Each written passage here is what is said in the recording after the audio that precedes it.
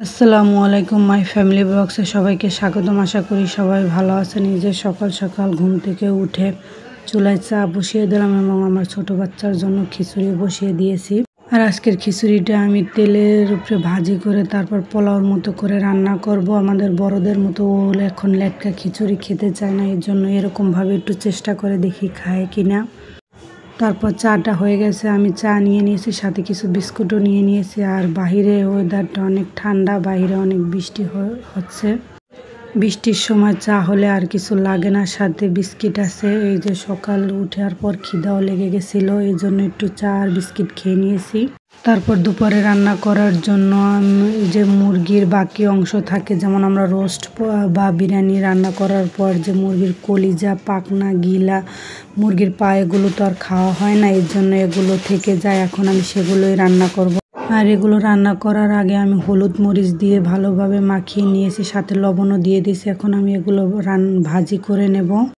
আর আরেক সাইডে আমি ডাল রান্না করবো, এই জন্য চুলায় ডাল বসিয়ে দিয়েছি। এই যে আমার মাংসগুলো ভাজা হয়ে গেছে, ওগুলো শুধু খাওয়া যায় না, সাথে কিছু মাংস দিয়ে দিয়েছি আমি। এখন মাংসগুলো প্রথমে আমি ভেজে নিয়েছি, আর এগুলো এখন উঠিয়ে আমি ওই যে মুরগির পা, গলা, পাখনা এগুলো ভাজি করে নেব, রান্না করলে যাতে কোনো গন্ধ না আসে এই জন্য।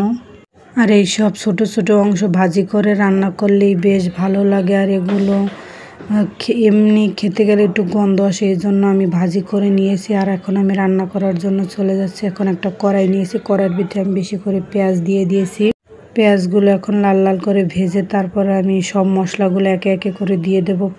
আর এইদিকে আমার ডালটাও সেদ্ধ হয়ে গেছে। এখন আমার ডালটাকে ডাল ঘুটনি দিয়ে ঘুটে নিয়েছি। এখন আমি পানি দিয়ে দেব, আর পরিমাণ মতো পানি দিয়ে তারপর আমি দিয়ে দেব আম। আর এই সাইডে আমার পেঁয়াজটাও ভাজা হয়ে গেছে। এখন আমি দিয়ে দেব আদা বাটা, তারপর দিয়ে দেব রসুন বাটা। এগুলো দিয়ে আমি হালকা নেড়ে ছেড়ে তারপর দিয়ে দেব 2 চামচ হলুদের গুঁড়ো এবং 2 চামচ মরিচের গুঁড়া। সব মশলা আমার দেওয়া হয়ে গেছে। এখন আমি পরিমাণ মতো লবণ দিয়ে দেবো, আর লবণটা দিয়ে আমি ভালোভাবে নাড়াচাড়া করে নেবো। আর এখন আমি একটু পানি দিয়ে দেবো, পানিটা দিয়ে আমি আরও কিছুক্ষণ মশলাগুলো কষিয়ে নেব। এক সাইডে মশলা কষানোর জন্য চুলায় বসিয়ে দিয়ে আর এক সাইডে আমার ডালটা বলক চলে আসছে। এখন আমি কিছু কেটে রেখে এই আমগুলো দিয়ে দেবো। আর এই যে আমার মশলা কষানো হয়ে গেছে, এখন আমি আর একদিকে আমার ডালটাও হয়ে গেছে। এখন আমি ডালটা বাগার জন্য দিব, এই জন্য আমি নিয়ে নিলাম রসুন কুচি, তারপর দিয়ে দেব পেঁয়াজ কুচি। এগুলো দিয়ে এখন আমি ডালটাকে বাগার দিয়ে দেব। রসুন আর পেঁয়াজটা লাল লাল হয়ে গেছে, এখন আমি ডালটা ঢেলে দিলাম। আর ঢেলে দেওয়ার পর আমি আর একটু কিছুক্ষণ রান্না করে নেব। এই তো আমার ডালটা হয়ে গেছে, এখন আমি ডালটাকে উঠিয়ে নেব। এই সাইডে আমার মুরগিটাও হয়ে গেছে। এখন মুরগির ভিতরে আমি সামান্য জিরার গুঁড়ো দিয়ে মুরগিটাও আমি উঠিয়ে নেব। তো আমার মুরগি রান্না হয়ে গেছে। এখন আমি চিংড়ি মাছ দিয়ে কলমি শাক রান্না করব। এই জন্য আমি প্রথমে কিছু ছোট চিংড়ি কেটে নিয়েছি, সাথে চিংড়ি মাছের মাথাটাও আমি বেটে নিয়েছি, যাতে কলমি শাকের স্বাদটা ভালো আসে এই জন্য। আর এই চিংড়ি মাছের মাথা বাটাটাও আমি এখন দিয়ে দিলাম। আর এগুলো দিয়ে আমি কিছুক্ষণ নাড়াচাড়া করে তারপর দিয়ে দিলাম একটু অল্প লবণটা দেওয়ার পর আমি দিয়ে দিলাম হলুদের গুঁড়া, তারপর দিয়ে দিলাম মরিচের গুঁড়া। এগুলো দিয়ে আমি কিছুক্ষণ নাড়াচাড়া করে নেব। তারপর আমি দিয়ে দিলাম গোটা কাঁচামরিচ। আর এখন দেখেন আমার চিংড়ি মাছের কালারটা কত সুন্দর এসেছে। এখন কিন্তু আমি তৈলও দেইনি। আর এই যে ধুয়ে কেটে রাখা কলমি শাকগুলো এখন এই পাতিলের ভিতরে দিয়ে আমি কিছুক্ষণ সিদ্ধ করে নেব। তারপর আমি কিছুক্ষণ ঢাকনা দিয়ে ঢেকে রেখে দিয়েছি। এখন আমার কলমি শাকটা প্রায় সিদ্ধ হয়ে এসেছে, আমি আরও কিছুক্ষণ সিদ্ধ করে নেব। পানিটা একটু হালকা টানিয়ে নেব, যাতে বেশি ঝোলও না থাকে আর একদম শুকনো শুকনোও না হয়। তারপর আমি একটা কড়াই নিয়ে নিই, কড়াইয়ের ভিতরে আমি কিছু রসুন কুচি, পেঁয়াজ কুচি এগুলো দিয়ে দিলাম। এগুলো আমি ভেজে তারপর শাকটাকে বাগার দেবো, এই জন্য। রসুন আর পেঁয়াজটা এখন লাল লাল হয়ে গেছে। এখন আমি ঢেলে রাখা শাক, এই শাকগুলো এখন আমি এটার ভিতরে দিয়ে ভালোভাবে নাড়াচাড়া করে তারপর শাকটা আমি উঠিয়ে নেব। আর শাকটা একটু স্বাদ বাড়ানোর জন্য আমি দিয়ে দেব শুকনো মরিচের ফাঁকি। আর এই শুকনো মরিচের ফাঁকি দিলে যে কোনো শাকের ভিতরে ঘ্রাণটাও ভালো আসে এবং খেতেও ভালো লাগে। এই তো আমার শাক রান্না হয়ে গেছে। এখন আমি শাকটা উঠিয়ে এখন আমি চিংড়ি মাছ ভুনা করব। তারপর আমি শাকটা একটা ফেলায় ঢেলে নিয়েছি। এখন আমি চিংড়ি মাছ রান্না করার জন্য আর একটা পাতিল বসিয়ে দিলাম। আর এই যে আমার চিংড়ি মাছের জন্য পেঁয়াজ এগুলো লাল লাল করে ভেজে এখন আমি এটার ভিতরে লবণ, হলুদ, মরিচ এগুলো সব এখন দিয়ে দেব। চিংড়ি মাছের জন্য মশলা কষানো হয়ে গেছে। এখন আমি ভেজে রাখা চিংড়ি মাছগুলো কড়াইতে ঢেলে দেবো। আর এটা ঢেলে আমি কিছুক্ষণ নাড়াচাড়া করে তারপর দিয়ে দেব পানি। পানিটা দিয়ে আমি কিছুক্ষণ রান্না করে নেব। আর এই সাইডে আমি অনেকগুলো আম কেটে রেখেছি। আর আমের সিজন আর কাঁচা আম দেখলেই মনে চায় যেন আমের আচার করি। আর এটা আমি একটু কাঁচা আমের আচার করব, এই জন্য আমি কিছু আম কেটে এখন ধুয়ে নিয়েছি। আর এগুলো আমি লবণ মাখিয়ে রেখে দেব কিছুক্ষণ। তারপর বিকেলবেলা আপনাদের ভাইয়া বাচ্চাদের নিয়ে গেল গরুর বাজারে গরু দেখার জন্য। আর এখন বাজারে অনেক গরু উঠেছে, পুরো বাজার গরুতে ভরে গেছে।